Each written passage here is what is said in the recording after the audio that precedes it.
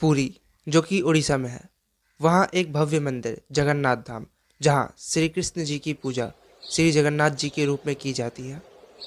जगन्नाथ धाम भारत के 4 धामों में से एक है।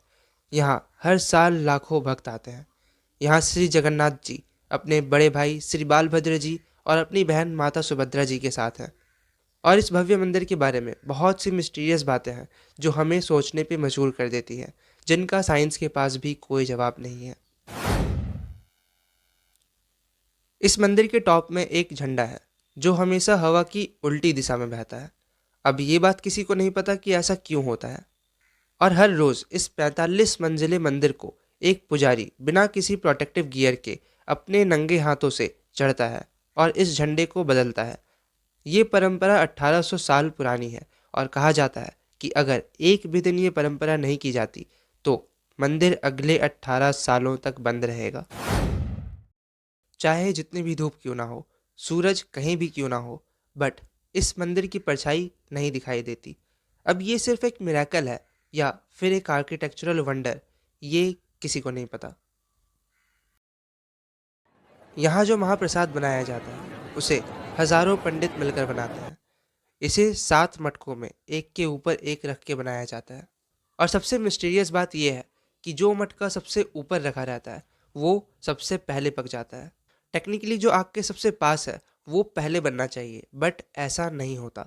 सबसे ऊपर वाले बर्तन में पहले, फिर उसके नीचे वाला और फिर बाकी सारे। यहाँ हर साल लाखों भक्त आते हैं और हर रोज़ ये महाप्रसाद पकाया जाता है। पर मिस्टीरियस बात यह है कि एक भी निवाला इस महाप्रसाद का वेस्ट नहीं होता और कोई भी भक्त भूखा नहीं रहता। जितने भी कोस्टल एरियाज़ हैं वहाँ एक नेचुरल फेनामेना, एक नेचुरल घटना देखी जाती है।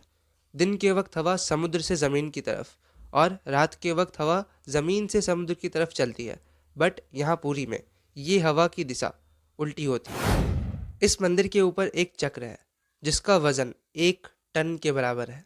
और किसी को नहीं पता कि 12th सेंचुरी में जब टेक्नोलॉजी इतनी एडवांस नहीं थी तब इस 45 मंजिले मंदिर के ऊपर इतने भारी चक्र को कैसे रखा गया होगा। और इस चक्र को ऐसा बनाया गया है कि आप इसे किसी भी डायरेक्शन से देखो तो आपको ये चक्र एक जैसा ही दिखाई देगा। सच में पुराने आर्किटेक्चरर्स अपने टाइम से बहुत आगे थे। इस टेम्पल के अंदर जाते ही आपको कोई भी समुद्र की आवाज़ सुनाई नहीं देती। यहाँ के लोग मानते हैं कि माता सुभद्रा चाहती थी कि ये टेम्पल एक शांति की जगह हो, इसीलिए ये मंदिर माता की इच्छा के अनुसार समुद्र की आवाज़ों को म्यूट कर देता है। जगन्नाथ धाम की एक और मिस्टीरियस बात यह है कि इसके ऊपर कोई भी बर्ड नहीं उड़ती है। इसी कारण इस टेम्पल के ऊपर से कोई एरोप्लेन भी नहीं उड़ता।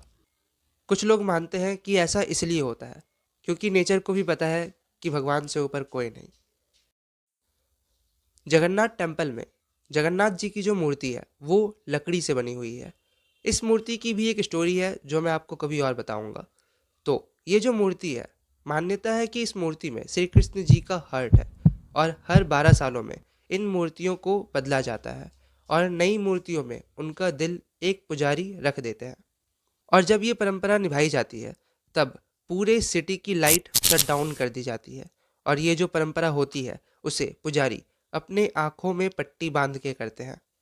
सिर्फ एक पुजारी अपनी आँखों में पट्टी बांध के अंदर जाता है और उस भव्य चीज़ को नई मूर्तियों में रख देता है।